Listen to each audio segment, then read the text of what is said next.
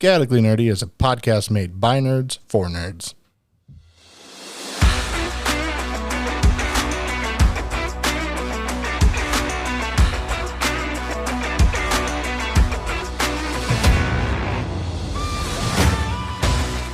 This podcast is made by adults, for adults, and children with bad parents. Adult language will be used and adult situations may arise. Listener discretion is advised. Hello, everybody. Welcome to another episode of Chaotically Nerdy. With me today, with Tyler, because I'm Tyler. But with me today is my host, Jarrett. And my other host, Ethan. Hey. Hi. Oh, Hi. you fucker. Every time. He just has to say hi. I don't know why. I think he is high. I like saying I'm not high. I don't believe you. I left that stick at home. All right. Learning more every day. So on today's episode, we're going to continue the class breakdown, and we are going to talk about the lovely, lovely class of Ranger. Mm-hmm. Everyone's favorite. No. The dead air fills. It just... Yes, it's everyone's favorite. No, it's not. But I actually do end up liking the class. It's just the execution is dog water. it's a good thought process. Yeah. It's a good thought. Poorly executed. Very, Story of my life. very poorly executed. No, Everything I've ever done. Good thought, poorly executed. What? we're going to talk about this is what revision of this. Yeah, Oh, we okay. do Yeah. need to start Yeah. out with that. So, all right. You want to talk about Ranger? It's fucked up. It come out, Player's Handbook. Really shitty. Hunter was the only thing that was decent. Yeah. And even it was... The Man. base class of Ranger was shitty. Yes. It didn't really have anything in it that was interesting. Mechanically good. Yeah. You know, it was There's a lot not of good. There's a lot of flavor abilities. It made for an easy starter. Hunter did. And No, Beastmaster had I mean- an interesting concept that was executed bad. base class had like almost nothing mechanical. It was almost all flavor. Yeah, it was. It was all like adventure and exploration stuff, and Which is like the- travel time stuff. I would say definitely is like the third out of the three pillars of D&D is like the least used third usually. Yeah. It's like exploration and travel. Yeah.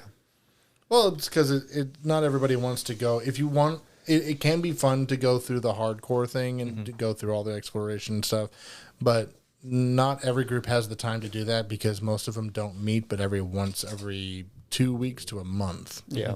So you just don't have time for it. Yeah. And even if you do meet every week, I mean, are you really going to want to spend all your time doing exploration stuff? Right. Especially if you're only meeting for like 2 to 2.5 to 3 hours. It's Yeah. just you don't have the time for it. Yep. So, quick recap. This is Player's Handbook was version 1. There was the Spellless Ranger from our Unearthed Arcana, which was version 2. There was the Revised Ranger, also from Unearthed Arcana. So that's version 3. There was the playtest for the optional rules for Tasha's, which was version 4. And then there's actually the Tasha's version, which is version 5. So it took 4 revisions to get Note closer. And note that if you do look it up and you find 3 different versions, the main 3 you will find is Legacy Ranger, that is from the original handbook. Yep. Revised Ranger, which is Unearthed Arcana. Unearthed Arcana. It was the preferred Revised Ranger from them. And then Tasha's is the 3 that you will see the most. Tasha's is the one that we suggest and the one that we're going to go over today. Yes. Is Beastmaster updated on here? Because it says Player's Handbook. Do you know if it's updated on D&D Beyond? Yes. Because I believe if you buy, No. it's going to No. be the old one. If you want to, the optional part is in the optional companion is in Tasha's. So the companion part Yeah. of that is there's a replacement in. Okay, so it just changes the companion. Yes. Gotcha. The rest of the class stayed the same. One of the easiest places to find it is on Wikidot. Yes. So if you look up Ranger, like just go to Google and Google Ranger 5e Wikidot, one word, Wikidot, You could honestly probably just type in Ranger. 5e. It won't come up 5e, first. and It it'll may be- come up with Roll 20 first. I'm not sure. Nope. D&D5e.wiki. First thing that popped up whenever I searched Ranger 5e. Good. That's a good tool to use. The next option is D&D Beyond. Okay. D&D Beyond. Yeah, the easiest place to find the Tashas if you don't own Tashas, just if you want to look at it, is on the Wikidot. Yeah. All right. So let's jump into it. Again, not talking about the tables, not talking about, well, I mean, we'll talk about whatever comes. We're not going to talk about the spells. That's what I was trying to say.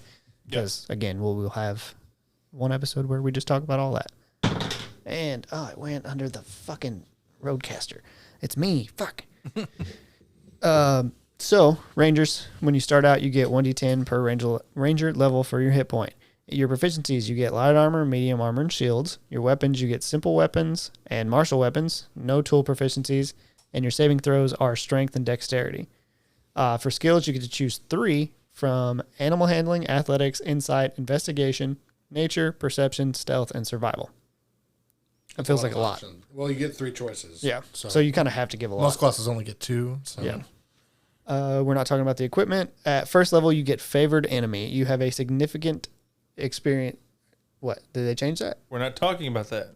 What do you mean we're not talking about? We're talking about favored foe. We're doing the Tasha's version. Yeah. Well, I don't. I guess I don't have the Tasha's version. On here, I then. figured you went to Wikidot. Oh, I did not. I probably should have. Let's do that real fast. Anyway, so every of the Tasha's version replaces the option replaces the original player's handbook ability. So if you are on Wiki, Okay, there it is. if you are Optional looking- replaces it. if you are looking at it on Wikidot, it's going to be the second option in each tier, and it's it'll going to say be the optional. optional replacement. Yeah. Yeah, it has parentheses, or it's not. Option. Yeah, parentheses. Isn't that parentheses? Yes. No. Okay. Yes. My brain shut off. Wow. My brain has shut off. Well, Wow. All right. It has parentheses optional as the option. So now to talk about the actual first level feature, favored foe.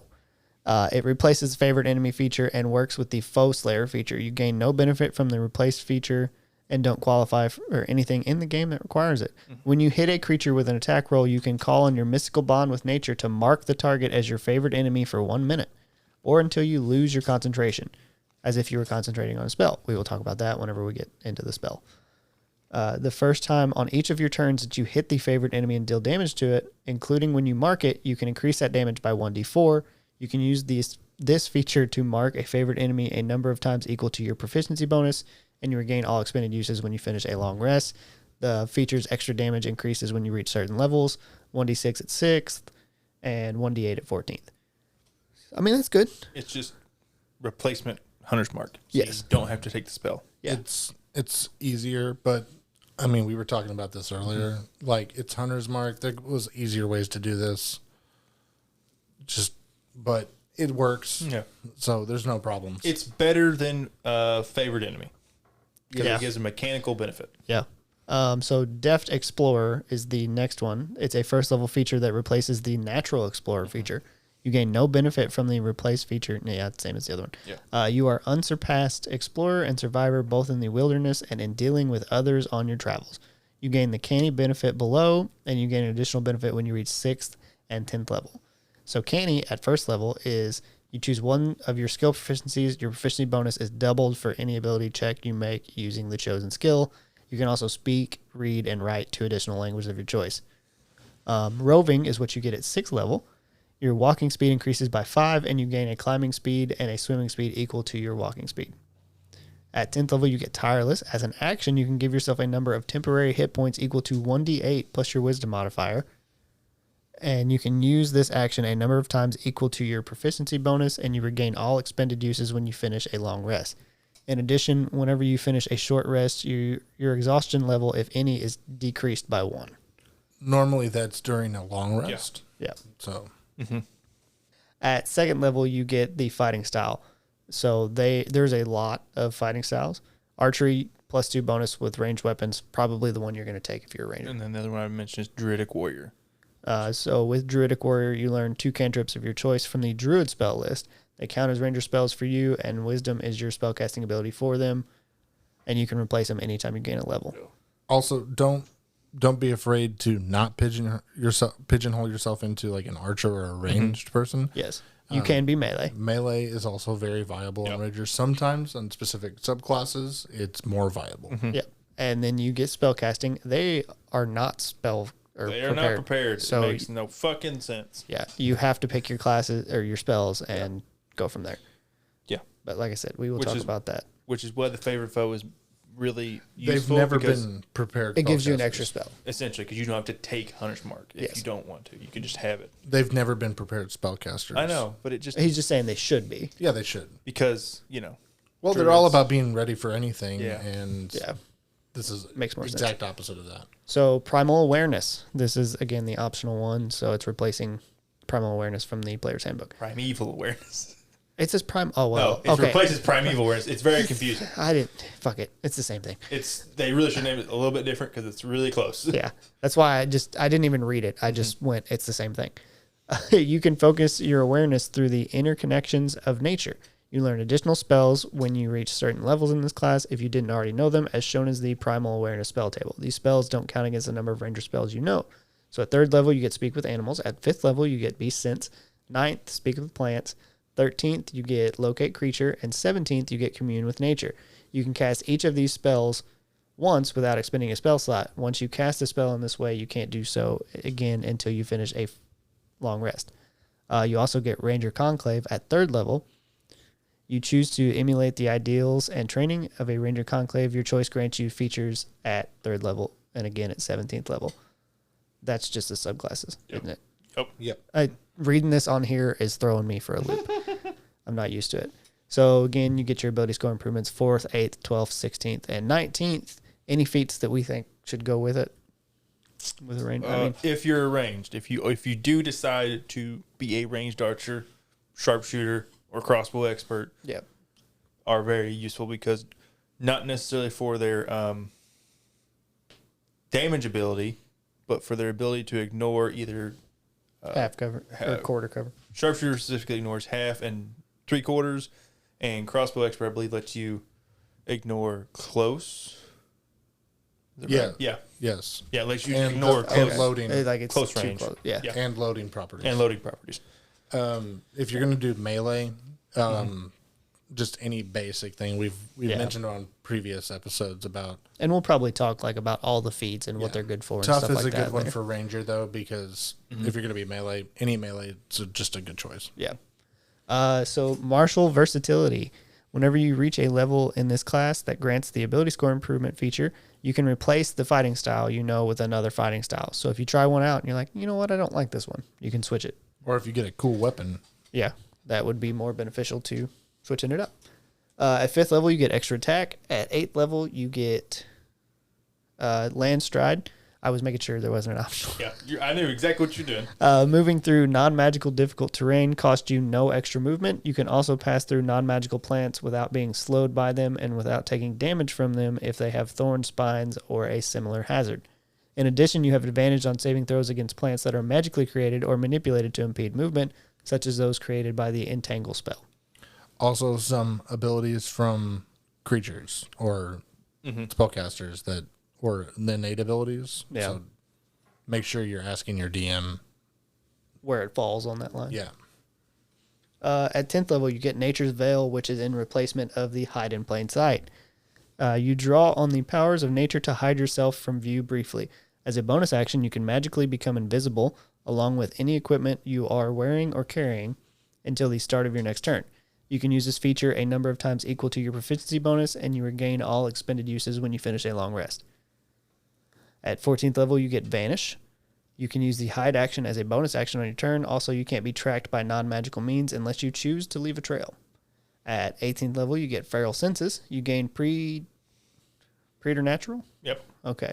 Senses that help you fight creatures you can't see. When you attack a creature you can't see, your inability to see it doesn't impose disadvantage on your attack rolls against it. You are also aware of the location of any invisible creature within 30 feet of you, provided that the creature isn't hidden from you and you aren't blinded or deafened. And at 20th level, your capstone is Foe Slayer. You become an unparalleled hunter of your enemies. Once on each of your turns, you can add your wisdom modifier to the attack roll or the damage roll of an attack you make against one of your favored enemies.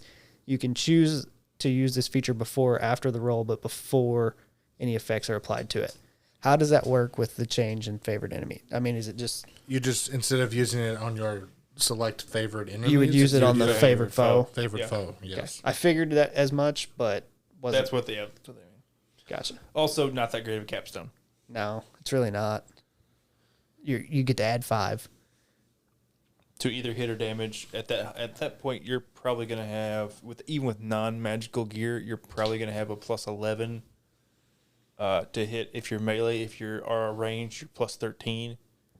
That's going to hit almost everything, Yeah. without, do you need the plus 5? Not really. Okay, because I don't use Wikidot, explain this to me. Conclave, that's the one I'll be using, correct? As we look at these. Just move Yeah. back, because there's none of them. Only Beastmaster has an amendment to a subclass. Okay. I didn't see that whenever I was on. It's There, because it's only in the top. You have to go to the Tasha's book. Okay. Look it up. All right. Out of all the subclasses, it's had the most changes. Yes. So- We don't need to necessarily go over that change, except just say if you're going to use Beastmaster, use that companion instead of the Okay. actual Use one. the opposite companion. Okay. Yeah. Sounds good. And we'll go into Beastmaster then, because that's one that we are going to talk about. Although, we're talking about it. You looked at it like we weren't going to. Mhm. Jarrett, tell me about Beastmaster. And Like I said, don't use the Ranger's companion that is in the player's handbook, because it's not only is it confusing, because it tries to use like CR, and there's like so many different choices. If you go to Tasha's and use the Primeval companion, Primal. Primal. See, this is why having the same thing. Use the Primal companion. It's a stat block that you get that Here. is based. I got it pulled up. Yeah, I have it. I just said, oh, you did Yeah. already? My bad. There's 3 different stat blocks. There's a beast of the land, sea, and the sky. So you should pick. What do you want You to can have? make it look like anything you Yeah, want, you as make long it- as it's yeah. medium sized. Yeah, you make it. You flavor it however you want. You just pick the appropriate stat block if you want. Owlbear. Yeah, you could. Except for it's not a beast, but you could flavor it as a beast if Yeah. you wanted to. Yeah. It should be. It uses your proficiency bonus for a bunch of stuff, so it scales well out of the class if you don't want to stay in Beastmaster, and you can switch it out. So it's not like Beastmaster originally is like a real animal Yeah. that you like coerced, essentially, that you befriended. This is like a spirit thing that you can like summon. Gotcha. Yeah, essentially. It's like an astral creature, Yeah. or a fey creature, Yeah, like however if- you want to flavor, or even if you're like going darker or something, A you could fiend. do like a you could do it like a from Fiendish. the Shadowfell. Yeah. Yeah. So the only thing I think that applies from that is like it all the other abilities you get from Beastmaster apply to it retroactively, but you just use that stat block instead of the actual. Yeah. range And spin. really, I mean, it's one of them is a land animal. yeah, One of them's a sea animal. And one of them's a flying Flying, animal. yeah. Essentially, Yeah. that's the differences So that's between what them. you get at third Besides level. some like Yeah. hit points and things like that. yeah. So that's what you get at 3rd level. At 7th level, you get exceptional training on any of your turns. When your beast companion doesn't attack, you can use a bonus action. Command the beast to take a dash, disengage, or help action on its turn. In addition, the beast attacks now is counted as magical for the purpose of overcoming resistance and immunity to non-magical damage. At 11th level, Bestial Fury. When you command your beast companion to take the attack action, the beast can make 2 attacks, or it can take the multi-attack action if it has that action. I don't think any of those stat blocks have it, so it just gets 2 attacks, which is still fine. And then at 15th level, Share Spells. When you cast a spell targeting yourself, you can also affect your beast companion with spell if the beast is within 30 feet of you. It's okay. It's okay. If you want the pet thing, this is okay. It's usable. It's got way better with Tasha's. It's really a lot. It's a lot better than it was originally. It's going to give you the flavor you want if you want to go for the Beastmaster type feel. Yeah. But also what we talked about beforehand was you might as well just go Drake Warden. It's better. Speaking of Drake Warden, That's the one we're going to talk about next. And Ethan, it's you. crap. It didn't matter what I rolled. You were up next. I know. You fuck. You were literally numbers 1 through 6. I'm all the numbers. All right. Drake Warden. So this to me is the better version of a Beastmaster. It's way more functional. It's a lot more fun to use. Your connection to the natural world takes the form of a draconic spirit, which can manifest in physical form as a drake. As your powers grow, your drake grows as well, blossoming from a small four-legged companion to a majestic winged creature, large and strong enough for you to ride. Yes. Yep. You also get origin features here, which I mean, you can roll this out or you can write it down, whatever it is. I'm not going to go through these, so It's just basically how you it's a flavor text thing. of how you connected to the dragon or whatever. How did you connect to the dragon? I think it's the exact same table. No, I don't think it is. No, That's the monk. The first one of the like you studied a dragon scale was like It's close. It's very similar it's to the this- one. You had a for- very intimate interaction with the dragon. That's right. Okay. It gave, and in that interaction, it gave you a draconic gift at 3rd level. Oh, The it gave you a bond, gift, all right. A white sticky one. a baby. in your tummy. God damn it!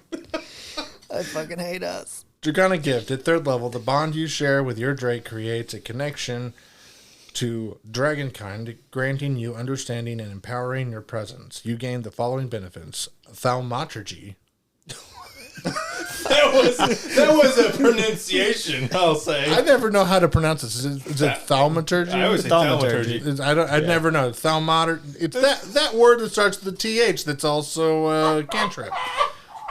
And you learned that cantrip that I can't pronounce, which is a ranger spell for you. You also get Tongue of Dragons. Giggity. All right, that's enough. All right.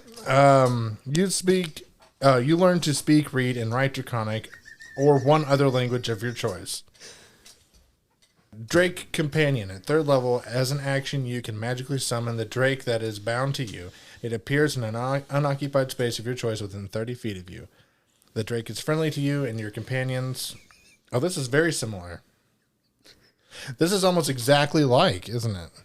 Yeah, it's very similar. What's wrong with you? Don't worry about it.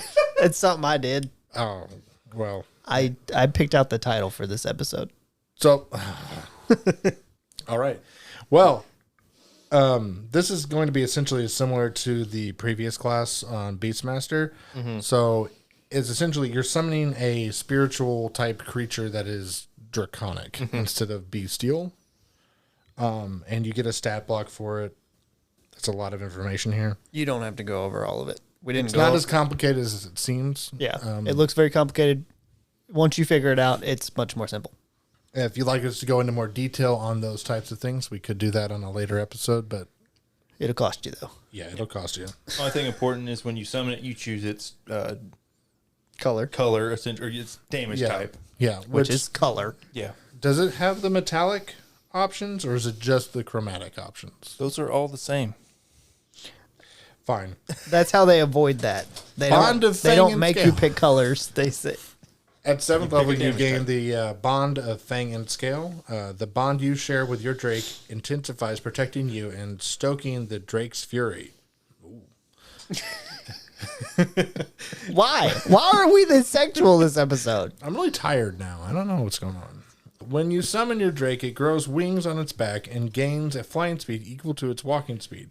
In addition, when your drake is summoned, you and the drake gain the following benefits. Drake mount. The drake grows to medium size, reflecting your spiritual or special bond. Special bond. You can use the drake. You can use the drake as a mount if your size is medium or smaller. While you are riding the drake, it can't use its flying speed for this feature. Magic Fang. The drake's bite attacks deal an extra 1d6 damage of the type chosen for the drake's draconic essence. Resistance. You gain resistance to the damage type chosen for the drake's draconic essence. Drake's Breath. At 11th level, as an action, you can exhale a 30-foot cone of damaging breath or cause your drake to exhale it, choosing acid, cold, fire, lightning, or poison damage. Each creature in the cone must make a dexterity saving throw.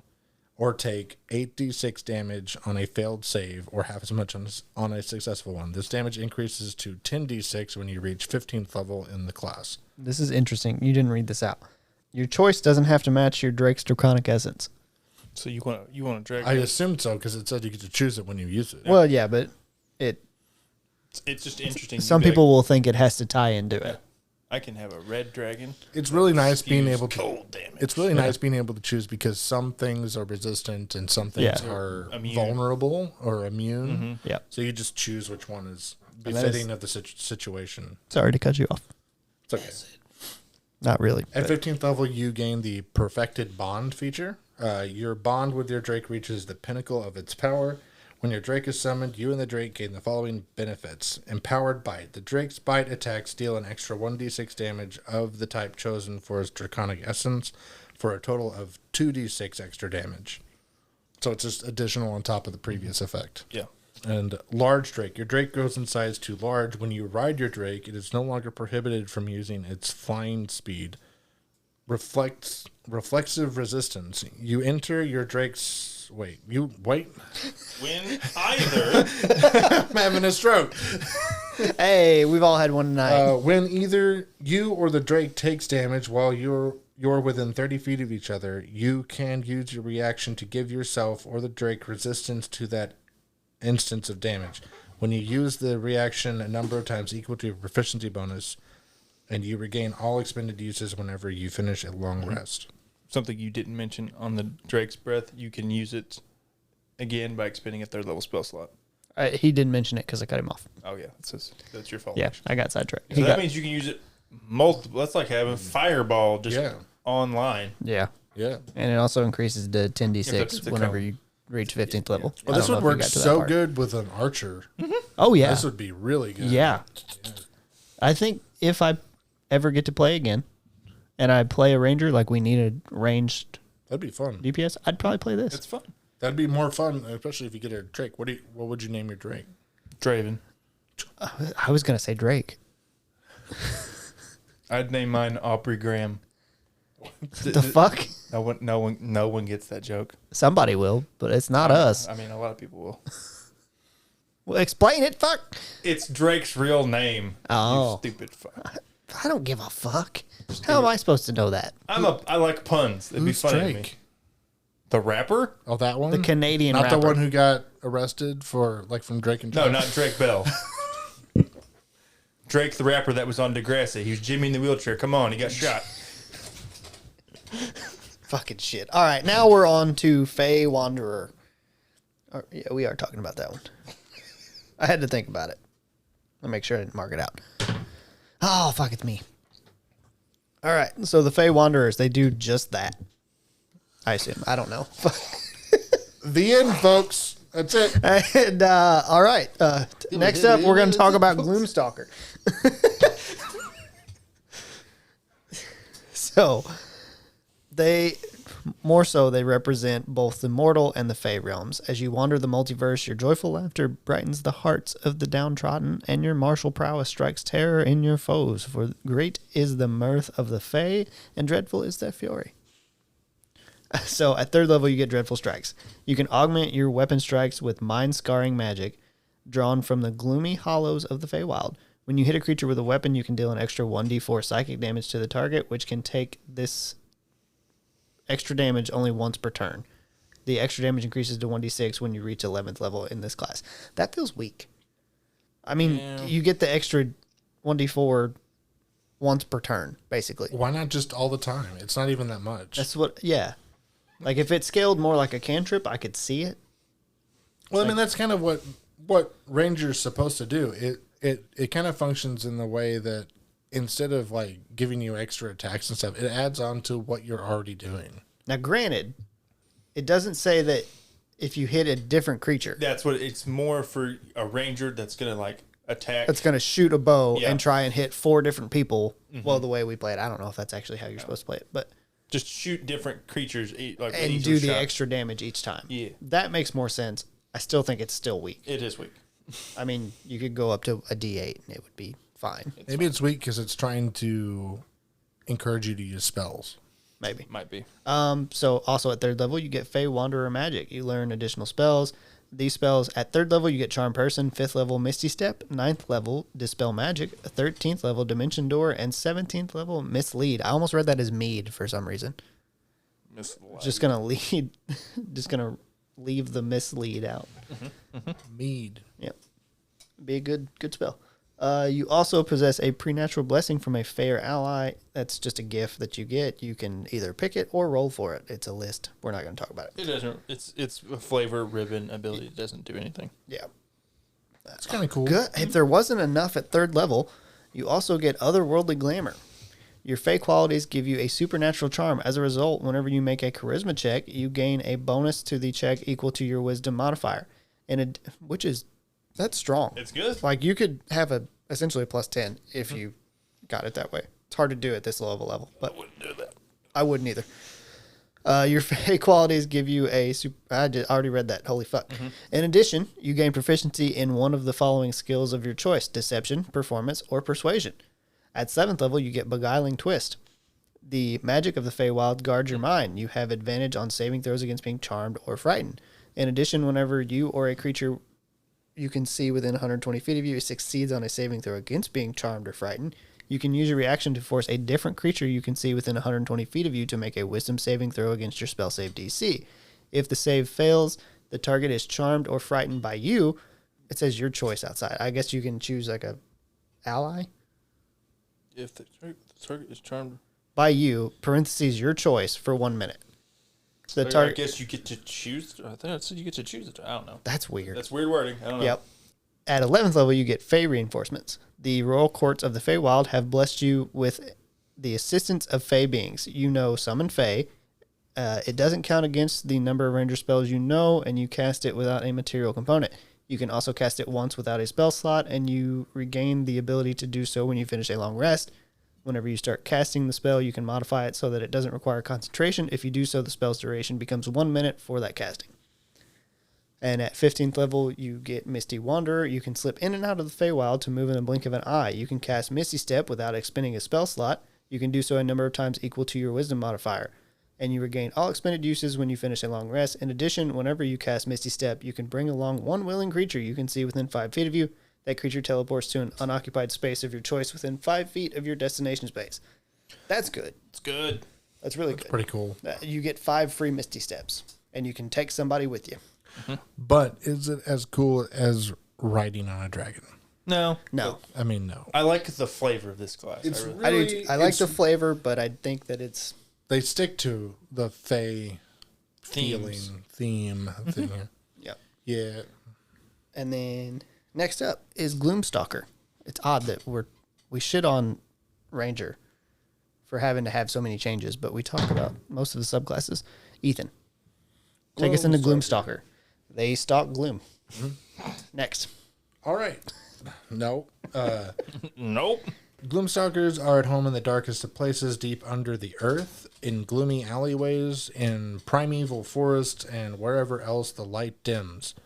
Most folk enter such places with trepidation, but a Gloomstalker ventures boldly into the darkness, seeking to ambush threats before they can reach the broader world. Gloomstalker magic at 3rd level, you learn additional spell when you reach certain levels in the class. As shown here, you gain these spells. 3rd level, Disguise Self. 5th level, Rope Trick. 9th level, Fear. 13th level, Greater Invisibility. 17th level, Seeming.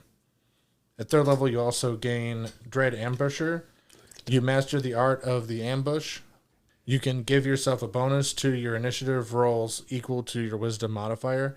At the start of your first turn of each combat, your walking speed increases by 10 feet, which lasts until the end of that turn.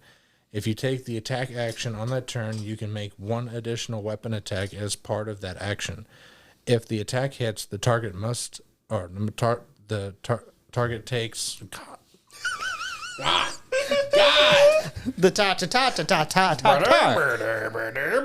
Is that gonna be hard to cut out too? Because I'm fucking having a stroke. Fucking stroke All right. some bitch. Target takes an extra 1d8 damage of the weapon's damage type. At third level, you also gain Umbral Sight. You gain dark vision out to a range of 60 feet. If you already have dark vision from your race, its range increases by 30 feet. You are also adept at evading creatures that rely on dark vision. While in darkness, you are invisible to any creature that relies on dark vision to see you in that darkness. Could we say darkness a few more times? The darkness. I guess it is the Gloomstalker. Gloomstalker, super front loaded.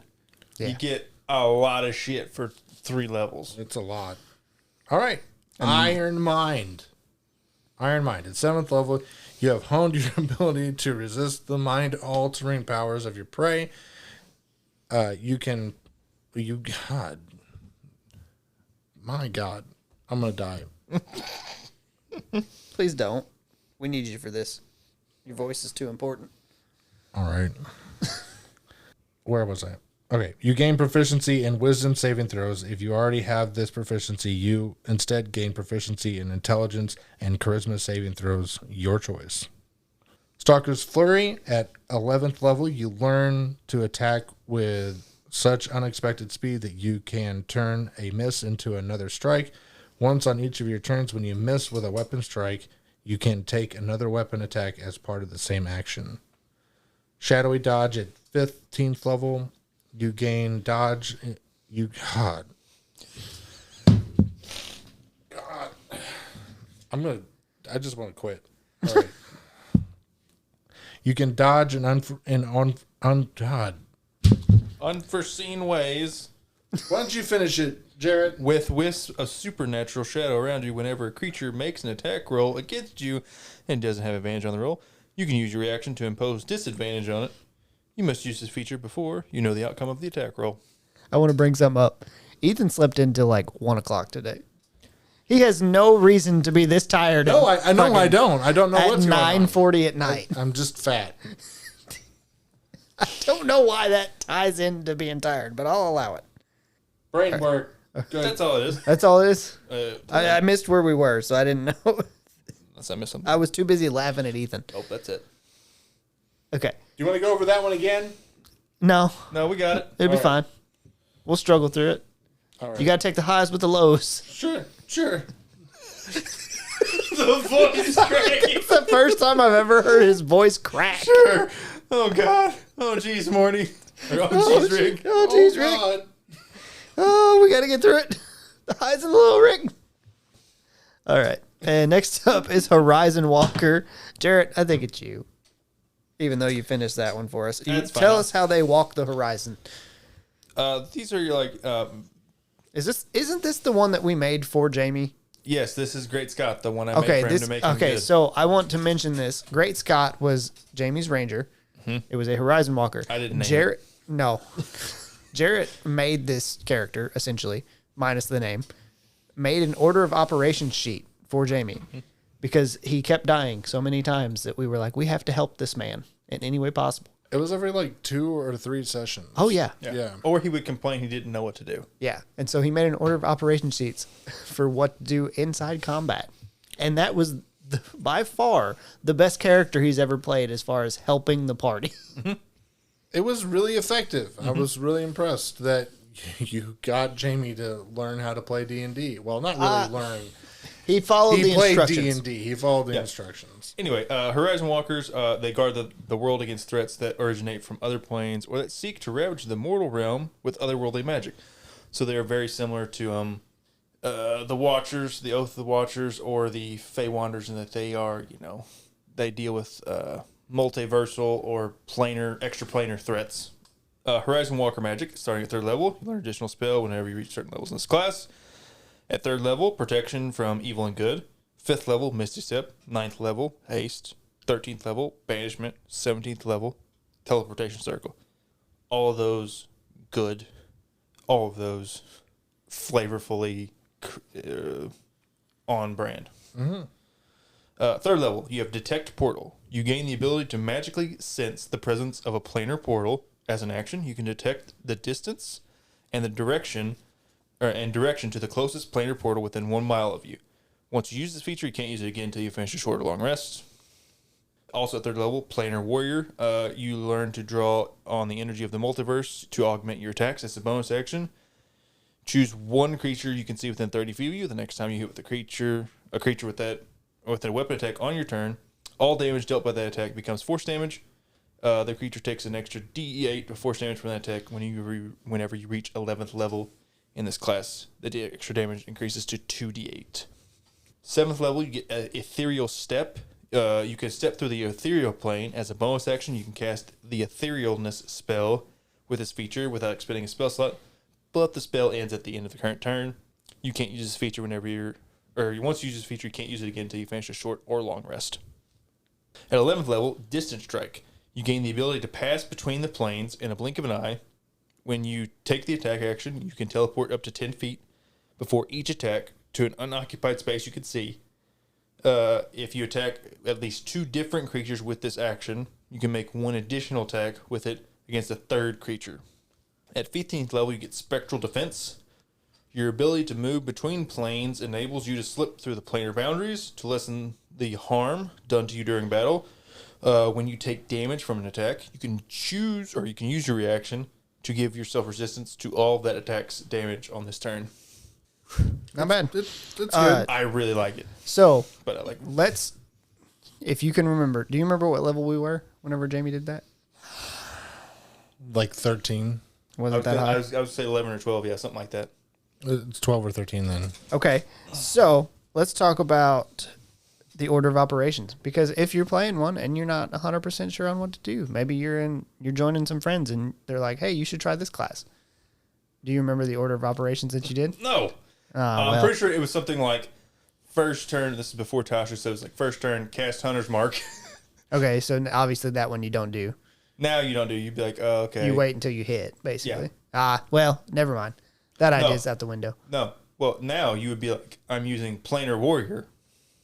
Okay. Because you get your bonus, so you'd always use that. I mean, or unless you had some other bonus extra spell, but it was just generally just like, here's what you do in combat. You do this thing, and then you attack, and then you would use your ability to teleport to attack another creature, and then you use your ability again to attack another creature to get 3 attacks to just maximize the amount of damage you're doing in a turn. That's one of the things that really sets this one apart is the third attack. Yeah. The It's third really attack nice. and the mobility Yeah, the mobility's that great. is part of that ability. Well, you can move like your movement speed in teleports. Yes. Yeah. So you can move 60 feet technically. Mm-hmm.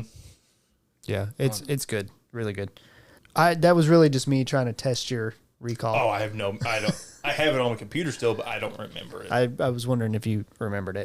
But it was like roughly like 8 or 9 steps of like, do this. Yeah. Oh, yeah. I remember it. It was a good list. see what it- Even one of them was roll initiative. Here's one of them. Yeah, that was flat out a step. Some of them were like his specific weapon abilities Yeah. that he had. Gotcha. All right. And we'll go on to Hunter, and it's going to be me. It's gonna be me. You had a little bit of voice crack there, too.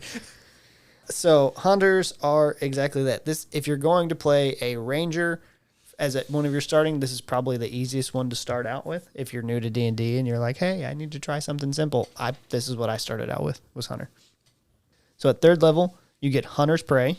You gain one of the following features of your choice. You can either get Colossus Slayer, which is where your tenacity can wear down the most potent foes. When you hit a creature with a weapon attack, the creature takes an extra 1d8 damage if it's below its hit point maximum. You can deal this extra damage only once per turn. That's really good because if you're not the first one to go, it should be under max. Mm-hmm. Somebody should hit it and get it to where you deal extra damage. Yep. Giant Killer. When a large or larger creature within 5 feet of you hits or misses you with an attack, you can use a reaction to attack the creature immediately after its attack, provided that you can see the creature.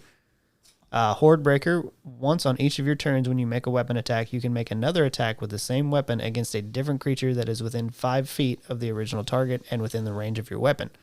That one's good too. I mean, really, none of those are bad options to pick. Oh, no. I mean, you can pick one and you're good. It would be good just to get all of the options to choose from and then give it a, like you can prepare it. Yeah. Like prepare it per short rest. Or even if you changed it if you could change it every level. Every level, yeah, that'd be good. Yeah. you'd have to stick with it longer, but that would work out. I think Hordebreaker would probably be the hardest one to make useful. It's situational because of the 5 feet within the other. Yeah. It's really niche. If you're playing a ranged damage, it would be harder because those characters are going to be less likely to be close up. If you're playing it was within 5 feet of you, it would be different. yeah, It'd be a lot easier to swing with a melee ranger. yeah. So But even with melee, they're more likely to be, especially if you have a big group of people and you rush them, they're more likely to surround you. So therefore, they're within 5 feet of each other. I mean, it's obvious that Colossus Slayer is the most applicable. Yes, Yes. absolutely. Giant Killer's situational. So at 7th level, you get defensive tactics. It's kind of the same way. You get to choose one of the following features of your choice. So you can choose Escape the Horde. Opportunity attacks against you are made with disadvantage. Multi-attack defense. When a creature hits you with an attack, you gain a +4 bonus to AC against all subsequent attacks made by that creature for the rest of the turn. Or Still Will. You have advantage on saving throws against being frightened. You're not going to take Still Will. You're also I mean, you're not. probably not going to take Escape the Horde. I don't think I would. I wouldn't compared to multi-attack defense. That's just like, yeah. If it was one of those things that you could prepare it or you could change it, maybe would try it out for a little bit and see how it works out. You get multi-attack. At 11th level, you gain one of the following features. So Hunter's all about choosing features, basically. At each skill, you get multiple to choose from. So your options are Volley. You can use your action to make a ranged attack against any number of creatures within 10 feet of a point you can see within your weapon's range. You must have ammunition for each target as normal, and you make a separate attack roll for each target. Whirlwind attack. You can use your action to make a melee attack against any number of creatures within 5 feet of you with a separate attack roll for each target. Why would you not take Volley? Well, if you're a melee ranger. Fair enough. But even if you're a melee ranger, you could still use a ranged weapon. That's true. That's a really good way to start off a fight. But also, ranged weapons tend to do less damage as well. Yeah. But it is 10-foot area. If you've got Yeah. 5 creatures in that area. Yeah. That's a pretty good. So at 15th level, you gain one of the following features. This is Superior's Hunter Defense. So you can either get evasion when you are subjugated to an effect, such as Red Dragon's Fiery Breath. It's evasion. It is literally evasion. Yeah, it's literally evasion. If you have to roll a dex save and you fail it, you take half damage. If you pass it, you take no damage. You can take Stand Against the Tide. When a hostile creature misses you with a melee attack, you can use your reaction to force that creature to repeat the same attack against another creature other than itself of your choice. Uncanny Dodge. When an attacker that you can see hits you with an attack, you can use your reaction to have the attack's damage against you. Evasion's probably the best option there. Yes. Uncanny Dodge is good as well, especially because it doesn't have. Stand Against the Tide isn't bad. No, it's not bad at all. It's just it depends. It's that's situational again. I mean, you have to have both evasion and uncanny dodge are good. It's just kind of which one do you want? Yeah, I don't know. Uncanny Dodge is. Here's the secret, right? That's 15th level. You can take uncanny dodge and then be a rogue and get evasion at 5th level.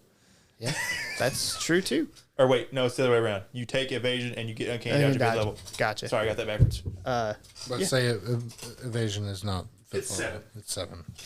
But uncanny dodge is 5, so you do the opposite what I just said. Yeah, And then but you're both. limited with Uncanny Dodge because isn't that you can only use it so many times in Rogue? I don't remember. No, It's you can use reaction. it. Oh, it's just reaction. Yeah. Okay. Yeah. I mean, so either one's good. So that is all of those. Is there any of these that we would just? Well, it's not all of them. There's 2 more. There's Monster Slayer, which is.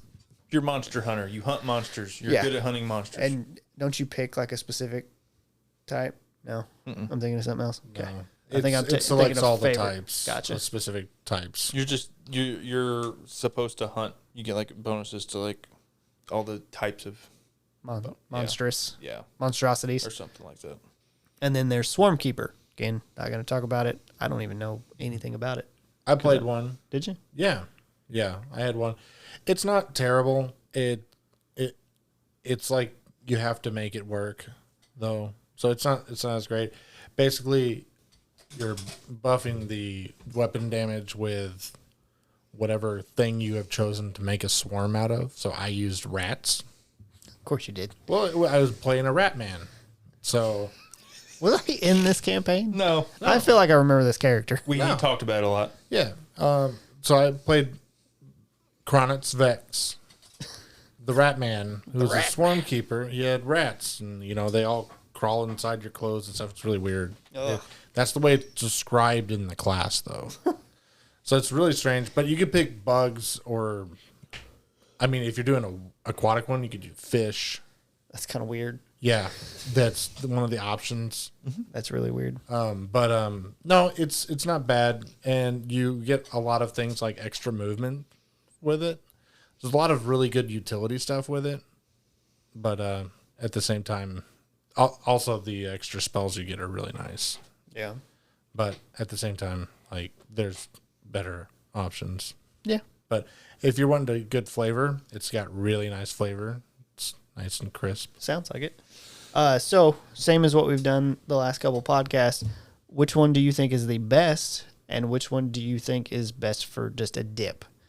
Now, granted, to take a dip into Ranger, you have to go to 3rd level. Not into Ranger, into a subclass of Ranger.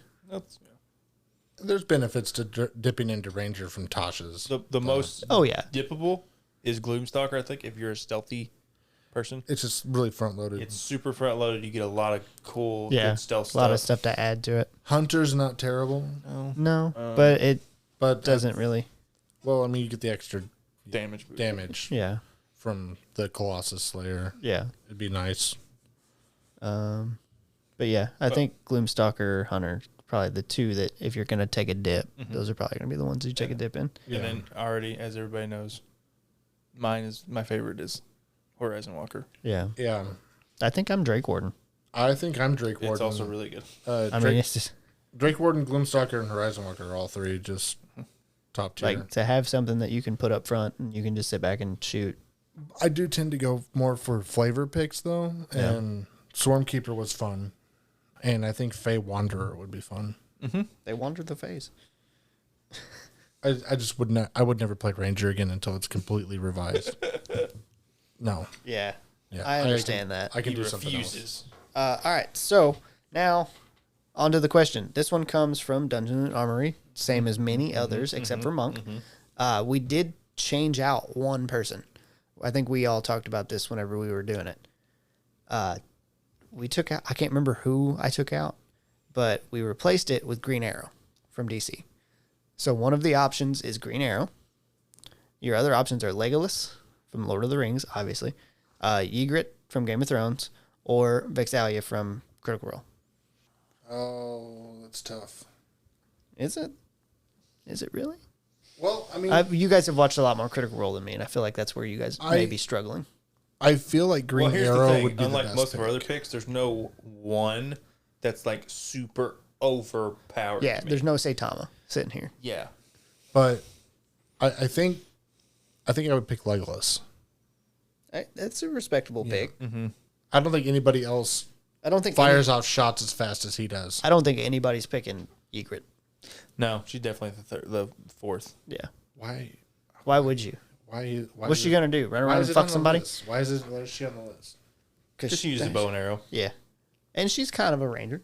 Yeah, but like I mean, as far as she's probably the most like a ranger in. You know Game of nothing. Thrones. you Jon know nothing. Snow. You know nothing, Jon Snow. Snow. You know, I just read this today. Kit Harington didn't know his name until he was like 14. What? He didn't know his real name. I guess What? because they called him Kit, and his real name's like Christian or something like that. Okay. And he did not know that because his mother like kept his passport or his ID with her the whole time and never like showed him. And then I guess he finally seen it. Interesting. Yeah. The fuck. Also, who you picking? If you're not gonna say it, I'm gonna say it. I'm going Green Arrow. It's The either versatility of his. yeah, it was either him or Vex. I really like Vex. You like all the. But she's a Beastmaster, so I think I get to Green Arrow. And I love Trinket, Trinket's but good. he sucks. That's not his fault, No, it's not. and that's not Vex's fault either. I like the character. Oh, I'm it's- not picking it. Yeah, it's hard to pick it. I feel like you could replace her with Hawkeye. And Yeah, but everyone would pick Hawkeye. I'd pick Hawkeye. I'd pick Hawkeye. He has better arrows. But that's really more of an arcane archery in it. Yeah, but he's deaf. Now, It's fine. He should be deaf. I mean, it makes sense. Hawk- That's probably the most like sensible thing that comics has done is made the plain human go deaf because of all the explosions. All right. That wraps up the Ranger episode. Why did you just flip? Randomly got flipped the bird for no reason. All right. Now we're all doing it. Fuck it. Yeah. There's 6 fingers in the sky right now. freedom. All right. Hawkeye. That wraps up the Ranger episode. We are way too tired for this. You're not. I am. apologize. It's all right. Yeah. It happens. Thank you guys for listening. If you want to talk to us or see more of us, you're not going to see it. Find me. If you want to find me, hunt me down, kill me in front of my family, please don't. My daughter would be scarred. You can find links to our Facebook and Discord page at anchor.fm/chaotically nerdy. We appreciate you guys listening, and we hope to catch you on the next one. Peace out. Bye.